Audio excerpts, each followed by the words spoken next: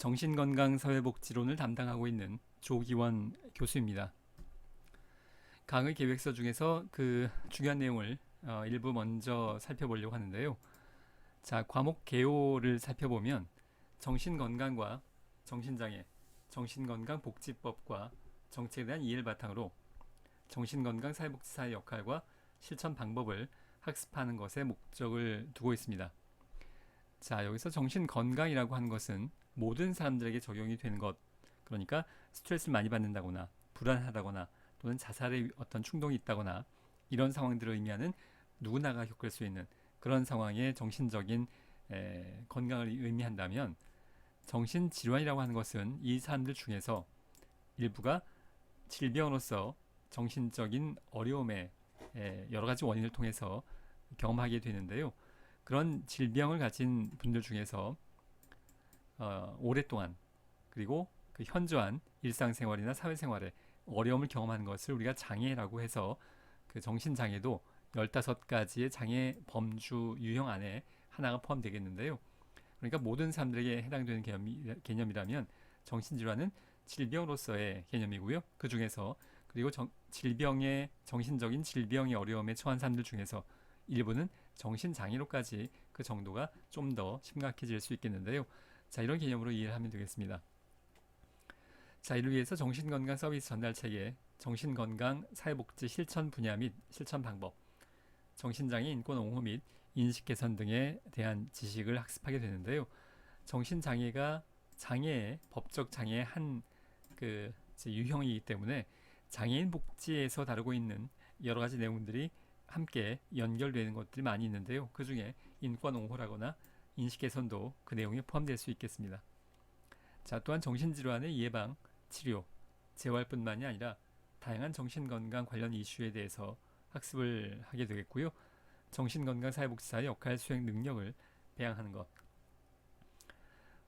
제가 진행을 하고 있는 모든 수업들이 마찬가지긴 한데, 여러분들이 졸업 후에 훌륭한 사회복지사, 그러니까 역량 있고 클라이언트를 잘 도울 수 있는 전문성을 갖추고 또 기관에서 일을 잘한다는 유능한 역량 있는 사회복지사가 되는 것, 그것이 그 제 수업의 공통적인 목표라고 할 수 있겠는데, 이번 그 학기에는 그 정신건강 영역에서 여러분들 유능한 사회복지사가 되기 위한 그런 기초과정을 다루게 됩니다. 주교재는 정신건강 사회복지론이라는 책이고요. 최희철 천덕희 교수가 쓴 거고, 그 양서원에서 2019년도에 나온 책인데요. 지금 그 이것이 초판본에는 정신보건이었습니다. 그리고 저만 해도 정신보건이라는 단어를 굉장히 오랫동안 사용을 해오다가 이것이 몇 년 전에 관련된 법이 바뀌면서 다 정신건강으로 그 의미가 좀 더 넓혀지면서 그 바뀌었는데요. 이 책도 그 정신보건사회복지론으로 초판에 나왔다가 2019년도에 개정판이 나오면서 건강으로 바꾼 상황입니다. 아마도 여러분들이 제일 궁금해할 만한 내용이 평가 방법인데요. 중간고사와 기말고사가 각각 40%씩, 그리고 출석 20%, 기말 리포트, 학기 말 리포트가 10%에 해당이 됩니다. 그런데 중간고사의 경우에 그 개강을 좀 더 일찍 한 학교들의 경우에는 지금 코로나의 상황이 계속 연장이 되면서 중간고사는 보지 않겠다라고 그 이제 방침을 정한 학교들도 일부 있는데요.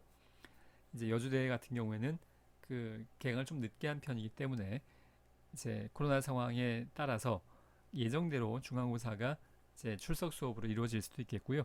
상황에 따라서는 혹시 코로나 상황이 연장되면 어떤 변동이 있을지도 모르겠습니다. 자, 리포트는 학기 말에 그 기말 과제를 리포트 형태로 제출하면 되는 건데요. 그 구체적인 내용에 대해서는 여러분과 의견을 좀 나누기 위해서 그 출석 수업이 시작이 되면 이제 정리를 해보도록 하겠고요. 뭐 기본적으로 학기 말이기 때문에 너무 성급하게 그 진행은 하지 않아도 될 거고요. 중간중간에 그 계속 이제 그 반복해서 공지를 할 예정입니다.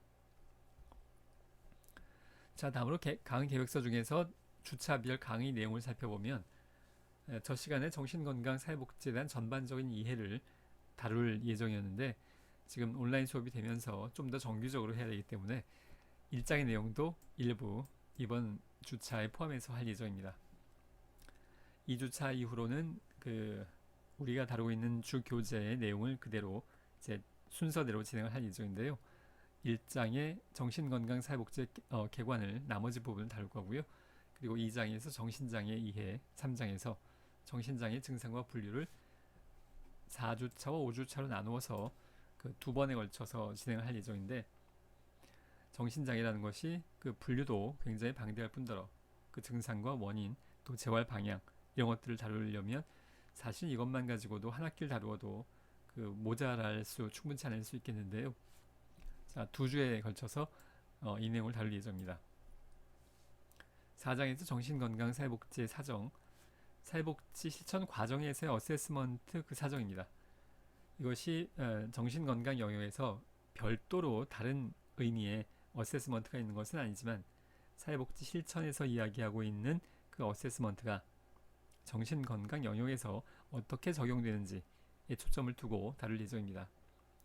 5장에서는 개인 대상의 실천이 예정되어 있고요. 자, 8주차의 중간고사는 앞에서 설명드린 바와 같이 상황에 따라서는 뭔가 변동사항이 생길지도 모르겠습니다. 자, 9주차에는 8장 지역사회 대상의 실천, 그리고 9장 정신장애인의 사례관리. 자, 사례관리도 마찬가지인데요. 사회복지 실천 과정에서의 그 일반적인 사례관리가 공통적으로 적용이 되는데, 그런데 정신장애인에게 사례관리가 적용된다면 어떤 특징이 있겠는가의 관점으로 접근하게 될 겁니다. 10장과 11장에서는 정신건강 사회복지 실천 분야를 1과 2로 나누어서 살펴볼 예정인데요. 여러분들이 졸업 후에 어떠한 현장에서 어떠한 기관에서 사회복지사로서 취업해서 실천을 해나갈 수 있을 것인가에 관련된 내용이 여기에서 다루어지게 됩니다. 12장에서는 정신건강사회복지의 법과 제도, 그리고 13장에서는 정신건강사회복지의 전망에 대해서 다룰 예정이고요. 강의의 마지막 부분에서는 학기 전반적인 전체적인 내용을 종합하는 순서가 있고, 이어서 기말고사가 예정이 되어 있습니다. 자, 제 이름은 조기원. 여러분들하고는 사실 만난 적이 없을 겁니다. 1학년, 2학년 과정에서 담당하고 있는 수업이 없기 때문에 일단 연락처와 이메일이고요. 이메일은 여러분들이 기록 이제 어딘가 메모를 좀 해놓으면 좋을 것 같습니다. 매 시간마다 퀴즈가 나갈 텐데 그 퀴즈의 정답을 이메일로 제출해야 되기 때문에 그 이메일을 어딘가 메모를 해놓기 바라고요. 뭔가 직접적으로 전달할 사항이 있으면 이 전화번호로 전화해도 좋습니다만 강의 시간 이렇게 강의를 할 때가 많아서 전화를 받을 수 없을 때가 많이 있습니다. 문자로 상황을 설명을 해주면 전달받을 수 있습니다. 자, 여러분들하고 처음 만나는 거기 때문에 제 소개 차원에서 학력과 경력을 설명을 하려고 하는데요. 사진을 넣으려고 하다가 이게 좀 몇 년 전 사진인데 실제로 만났더니 사진하고 많이 다른데요. 뭐 이럴까봐 사진은 올리지 않았습니다. 자, 86년도에 사회복지를 전공하기 시작했습니다.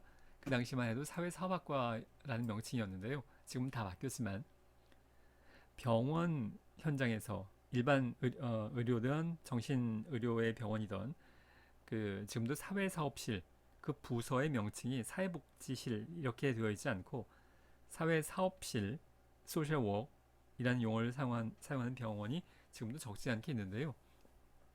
사회복지 실천에 초점을 둔 사회사업이라는 용어의 전통이 지금까지도 이어지고 있는 것이라고 볼 수 있겠습니다. 자, 군대 갔다 와서 92년도에 졸업을 했고요. 그리고 첫 직장은 서울장애인 종합복지관이었는데 경력이 5개월밖에 되지 않습니다. 여러분들은 취업 후에 최소한 2년 내지 3년까지는 근무하는 것이 바람직합니다. 이제 1년 미만이면 퇴직금도 안 나오고 경력상 결코 바람직하지 않습니다. 왜 5개월 만에 그만두게 됐는지에 대해서는 뭐 사실 자랑스러운 내용은 아니어서 오프라인 수업에서 기회가 있으면 여러분들에게 전달을 할 예정입니다. 여러분들의 경력에 참고가 되기 위한 목적일 거고요. 자, 저의 주 경력은 현장에서의 주 경력은 태화기독교 사회복지관에서 약 7년 정도, 7년 한 6개월 정도인데요. 그 사회복지 역사에서 나오는 태화여자관, 우리나라 최초의 사회복지관 1921년도에 그 태화여자관의 현재 명칭이 이 태화복지관입니다. 여기에서 7년 정도의 경험이 저의 사회복지사로서의 성장에 가장 큰 공헌이 되고 있는, 기여가 되고 있는 경험이라고 판단이 됩니다. 그런데 이 복지관에서 이제 그만둔 이유가 사실 그만두고 싶은 생각이 없었는데 그 당시에 관장님이 그 사회복지사는 모두 석사 학위가 있어야 된다 라는 방침을 사실 꽤 오래 전인데 그 당시에 현장에서 석사가 별로 없었던 시절인데요. 석사 학위가 꼭 있어야 된다. 뭐 지금도 꼭 있어야 되는 건 아닙니다. 모든 기관이. 근데 그때는 그랬었어요. 그때 그 기관은 이 태화복지관은 그 석사를 뭘 할까라고 어디를 해야 되나라 고민을 하다가 장애인과 관련된 분야에 좀 더 세분화된 내용을 공부하고 싶어서 그 유학을 결정을 했고요. 정확히는 리해빌리테이션 카운셀링인데 그것이 잘 전달이 안 되기 때문에 좀 의역을 해서 장애인복지라고도 많이 합니다. 석사과정은 남일리노이 주립대학에서, 그리고 박사과정은 그 엘러베마 주립대학교에서 사회복지를 전공을 하고 돌아와서도 현장에서 계속 일을 했는데요. 스마일복지재단, 태화복지재단, 성심원 등에서 일을 했습니다. 성심원을 마지막으로 그 현장에서의 경력은 이제 끝내고 2013년도부터는 여러 대학들, 그리고 이제 사이버 대학들, 평생교육원, 그 밖에 여러 교육기관에서 그 강의를 하고 있고요. 여주대학교에서는 지난 학기부터 이번이 이제 두 번째 학기인 셈입니다. 자, 이번 학기의 수업 진행 방법. 아마도 이것이 일주일에서 가장 마지막에 위치한 토요일 오후에 위치한 수업이기 때문에 아마도 여러분들이 이미 그 이런 상황에 대해서 충분히 익숙해 있을지도 모르겠는데 일단 매주 토요일 그 원래 수업 시간에 맞춰서 또는 오전에 그 이제 제가 유튜브로 이 강의를 올려놓고 URL 주소를 그 공지를 하면 여러분들이 접속을 해서 이 강의를 들어야 합니다. 그리고 출석은 댓글을 입력하는 것, 그러니까 다음 카페에 댓글을 입력하는 것으로 처리가 되는데 처리가 되려면 이제 이름을 여러분들이 정확히 적을 필요가 있겠고요. 수업 시간 내에 그 댓글을 입력하는 걸 원칙으로 합니다. 그리고 이제 매 시간 퀴즈가 있게 될 텐데요. 수업 시간이 좀 이게 짧거나 길거나 하게 될 텐데 뭐 일단 기본적으로는 퀴즈를 포함시키려고 합니다. 퀴즈의 정답은 뭐 물론 어려운 내용을 출제하거나 하진 않을 겁니다. 굉장히 간단한 걸 할 거고요. 이메일로 제출을 하면 되겠고 당일 제출을 원칙으로 합니다. 자, 여러분들 불가피한 상황들이 있을 수 있기 때문에 지난 학기에 그 교통사고가 나서 그 몇 명의 학생들이 기말고사를 참석하지 못하는 상황들이 있었는데요. 불가피한 사람이 살다 보면 뭐 여러 가지 불가피한 상황들이 있기 마련이죠. 그럴 경우엔 미리 저에게 문자나 이메일로 그 상황을 설명해 주기 바랍니다. 자, 1장의 그 개관 부분에서 정의나 또 개념 부분을 이 시간에 함께 다루려고 하는데요. 1장의 정신건강사회복지 개관에서 개념을 살펴보면 정신건강사회복지라는 것은 정신건강 영역에서 이루어지는 사회복지 활동, 사실 뭐 굉장히 심플하고 그 간단한 정의인데요. 이걸 좀 여러 가지 관점으로 좀 깊숙이 살펴보면 정신건강 영역에서의 사회복지 활동은 과거의 치료 중심적인 정신의료 서비스에 치중하던 때와 달리 물론 지금도 이 정신병원이 우리의 중요한 정신건강 실천에서의 중요한 영역인데요. 과거에는 거기에만 머물렀던 것이 지금은 의미가 좀 확장돼서 예방에서부터 재활에 이르기까지 포괄적인 정신건강 서비스로 확장이 되었다고 할 수 있겠습니다.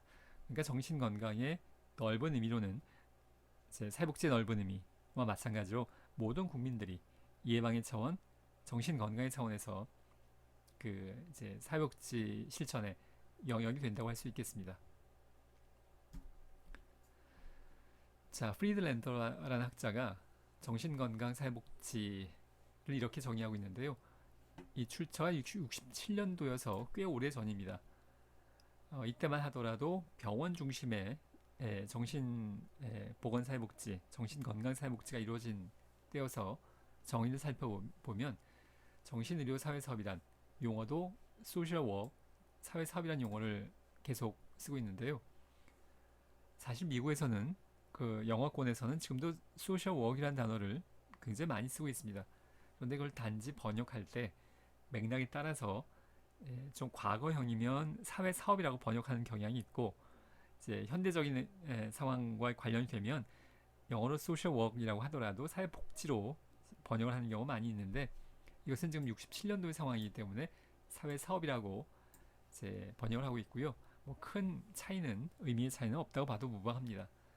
정신의료 사회사업이라는 것은 정신적, 정서적 장애가 있는 환자들 돕는 목적으로 정신의학과의 직접적이고 책임있는 협력하에 정신병원이나 진료소 또는 정신의료기관이 후원해서 실시하는 개별 사회사업이다라고 주로 과거에 우리가 이번 학기에 역사를 깊게 다루지는 않을 건데요. 그 서양의 주로 이제 우리가 다루고 있는 미국이나 영국 같은 서양의 사회복지 실천 발달 과정에 보면 병원에서의 실천은 굉장히 초기부터 1900년대 초반부터 사회복지가 막 태동하면서부터도 그때부터 그 중심적인 분야 중에 하나였습니다. 우리나라의 경우에는 정신보건, 정신건강과 관련된 영역이 지금도 그 비중이 전체로 보자면 그렇게 높지는 않은데요. 그러니까 지역사회복지관들은 굉장히 규모 있는 복지관들이 많죠.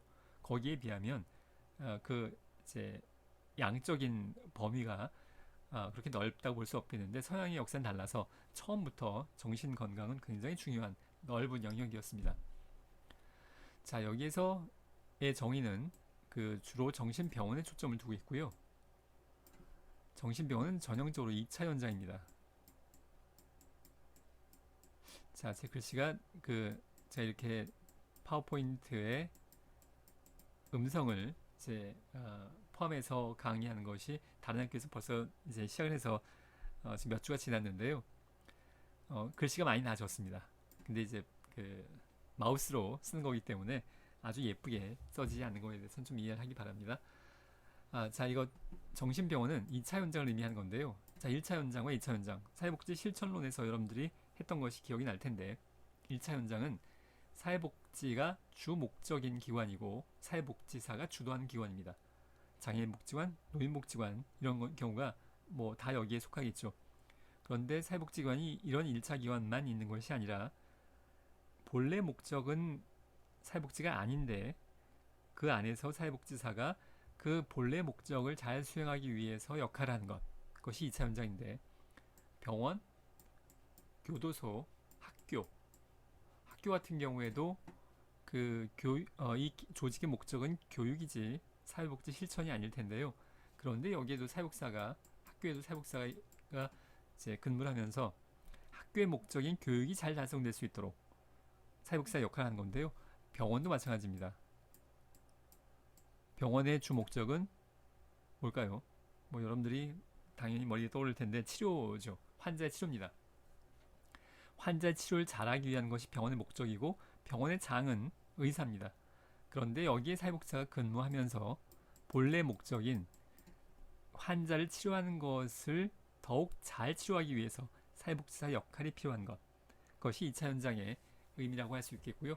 물론 방법론적으로는 사회복지 실천에 관련된 방법론이 다 활용이 된다고 할 수 있겠습니다. 1차 현장과 2차 현장을 구분하는 쉬운 방법 중에 하나는 그 기관의 장이 사회복지사냐 아니냐입니다. 학문적인 정의는 아닙니다만 병원의 장은 의사죠. 장애복지관의 장은 관장은 책임자는 사회복지사입니다. 자, 그렇게 구분을 해도 될 텐데 여기서는 주로 그 전통적인 의미의 정신건강 사회복지 그리고 2차 현장으로서의 정의에 해당한다고 볼 수 있겠습니다.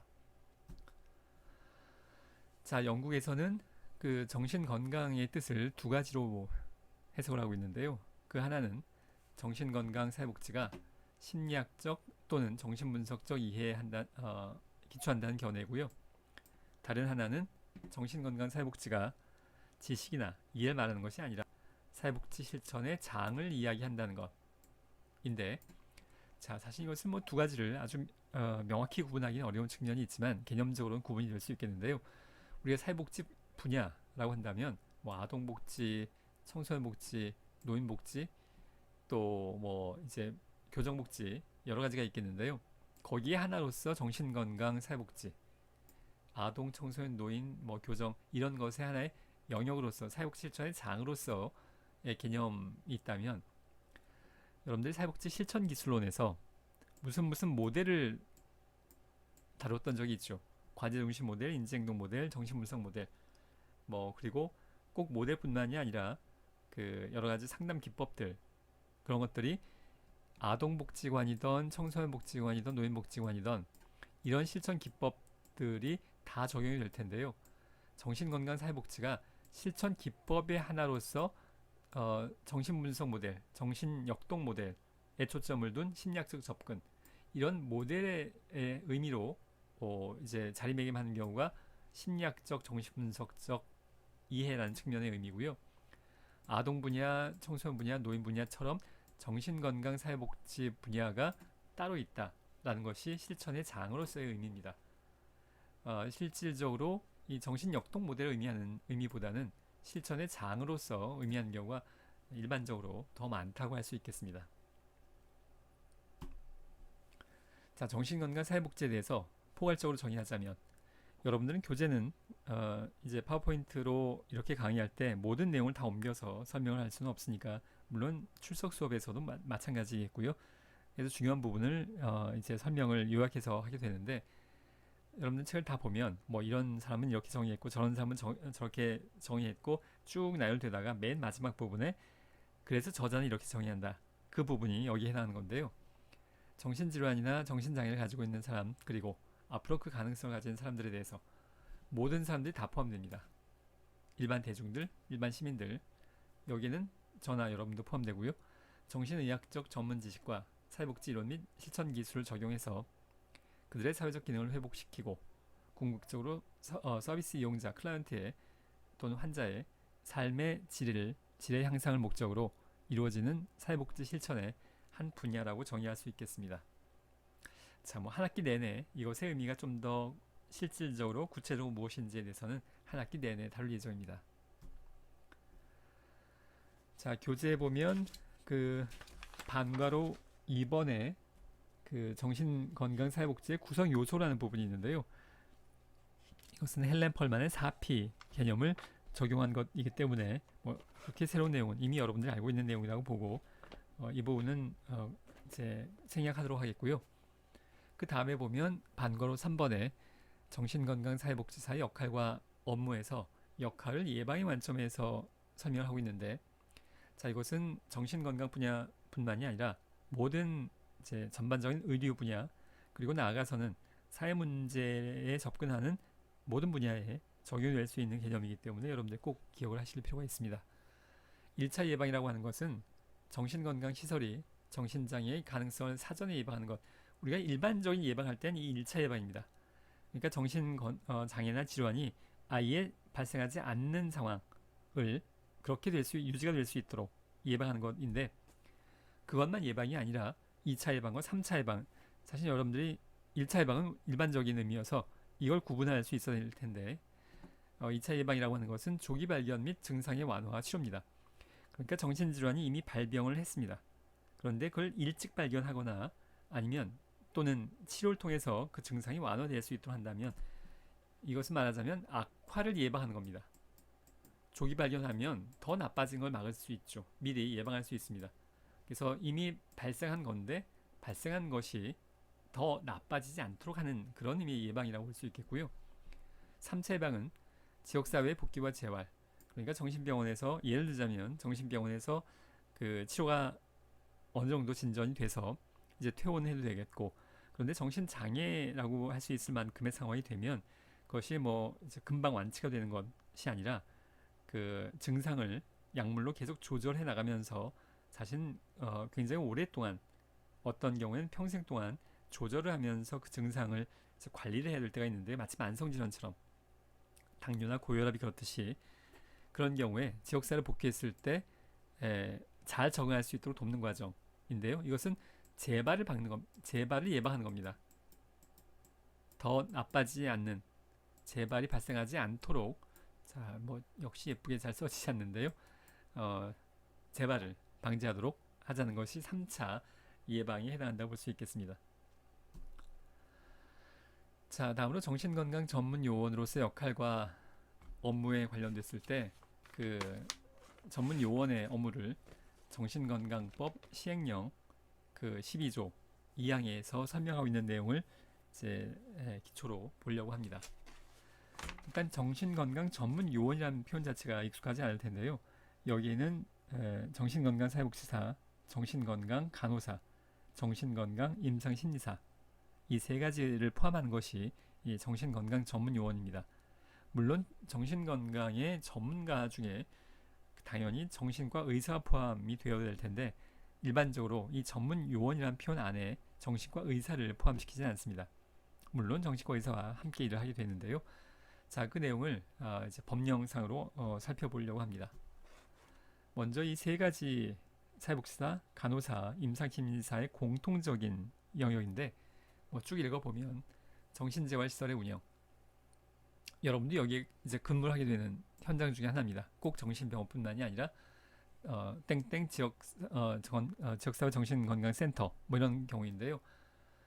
정신질환자 등의 재활훈련, 생활훈련 및 직업훈련의 실시 및 지도, 정신질환자 등과 그 가족의 권익 보장을 위한 활동의 지원, 법 44조 1항에 따른 진단 및 보호의 신청, 또 정신질환자 등에 대한 개인별 지원 계획의 수립 및 지원, 정신질환 예방 및 정신건강 복지에 관한 조사와 연구, 정신질환자 등의 사회적응 및 재활을 위한 활동, 정신건강 증진 사업 등의 사업 수행 및 교육, 그 밖에 1호부터 8호까지의 규정에 준하는 사항으로서 보건복지부 장관이 정하는 정신건강 증진 활동, 일단 법에 나와 있는 내용이기 때문에 쭉 한번 훑어봤고요. 이제 이 내용들을 우리가 한 학기 동안에 하나하나 다루게 되는 것이어서 일단 이제 이런 제목이 있다는 것 정도로 이해하시면 되겠는데, 자, 이건 이제 세 가지 전문가들의 공통 영역이라면 사회복지사와 간호사와 임상심리사의 고유한 영역, 그들만 하는 영역을 살펴보면 사회복지사를 보면 정신질환자 등에 대한 사회서비스 지원 등에 대한 조사, 그리고 정신질환자 등과 그 가족에 대한 사회복지 서비스 지원에 대한 안내 등이 여기에 포함될 수 있겠는데요. 자, 우리가 그 사회서비스 지원에 대한 조사, 사회복지 서비스 지원, 뭐 우리가 사회복지 실천, 또 사회복지 실천 기술론에 나오는 내용들이 여기에 다 포함된다고 할 수 있겠습니다. 자, 그리고 간호사와 임상심리사와 우리는 함께 일을 할 때가 있기 때문에 경우에 따라서는 좀 중복되는, 현실에서는 중복되는 영역도 일부 있고 그것을 잘 조정해 나갈 필요가 있겠습니다. 마지막으로 한 가지만 더 짚고 가자면 우리는 가족이 우리의 클라이언트에 당연히 포함됩니다. 정신장애인을 잘 도우려면 정신장애인의 1차적인 환경인 가족들이 그 장애인을 잘 도울 수 있고 가족 기능이 활성화되어야, 가족 기능이 잘 기능을 해야, 그래야 그 안에 있는, 그 가정 안에 있는 정신장애인이 그 이제 삶의 질이 높아질 수 있을 거기 때문에 우리에게 가족을 빼놓고 사회복지 실천을 한다는 것은 뭐 거의 상상하기 어려울 만큼 그 중요한 의미가 있다고 할 수 있겠습니다. 자, 이번 시간은 이제 여기까지 마지막 화면인데요. 이렇게 빨간 점이 나오면 마지막 화면입니다. 하다 보면 이게 마지막인지 아닌지 좀 혼동될 수 있기 때문에 이렇게 빨간 점을 마지막 화면에 배치를 해놓고 있습니다. 자, 이번 시간은 여기까지 마무리하도록 하겠습니다. 수고하셨습니다.